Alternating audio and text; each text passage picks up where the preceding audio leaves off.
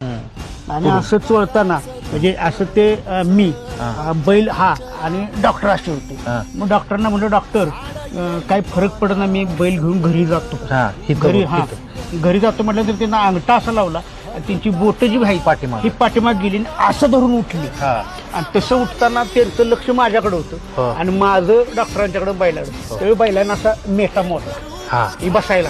डॉक्टरांना म्हटलं थांबा थांबा, आत्ता हात लावला तिथं हात लावा. मग ते पुन्हा असं करायला लागले. म्हटलं तिथं नाही, तुम्ही उठताना कसं केलं. मग पाठीमागं बोट निघली की बैल बसायचं. डॉक्टरांना म्हटलं फॉल्ट इथं पाठीमाग आहे. आणि तो तुम्हाला कळला नव्हता? कुणालाच कळला नव्हता. म्हणजे मी 3 ठिकाणचे जे एक्सरे काढले. म्हणजे अगदी बेळगावचं डॉक्टर झाले, आरग वेडग झालं, चिकमोहचे आप्पा भोसले झाले, लोकलचे तर काही प्रश्नच नाही, शिरवळ झालं. पण फॉल्ट तिथला सापडला नाही. एकदा सापडला त्या दिगोळ डॉक्टर सापडला. मग तिथून मी बैल भरून आलो इकडं. इथं आल्यानंतर पहिलं एक्सरे काढलं ते आमचे वंजारे डॉक्टर किल्ले मच्छिंद्रगडचे, अतिशय हुशार. मग त्यांना फोन करून सांगितलं की डॉक्टर फॉल्ट सापडला, तुम्ही या.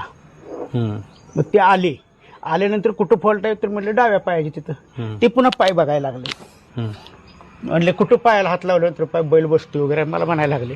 मी म्हटलं जरा शांत व्हा आणि पाठीमागं बोटं न्या. अशी बोटं पाठीमागं नेली की बैल बसायचं. मग तिने मशीन बोलवली, एक्सरे काढला आणि त्या एक्सरेमध्ये एवढा असं कट झालेला आहे.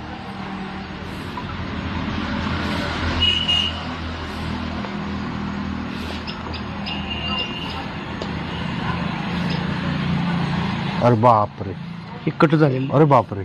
आणि पूर्वीचं माझ्या मते हे असावं जुनं. बापरे, पाक हाडापर्यंत गेलेलं. म्हणजे ही जी उभी लाईन आहे ही मध्येच कट झाली. अरे बापरे. आणि नंतरची ही असावी. मग पुन्हा तिने प्लास्टर, पुन्हा आम्ही बसलो आणि हे पुन्हा एक्सरे प्लास्टर करून सगळ्या गोष्टी प्लास्टर काढल्यानंतर जुळून आलेलं.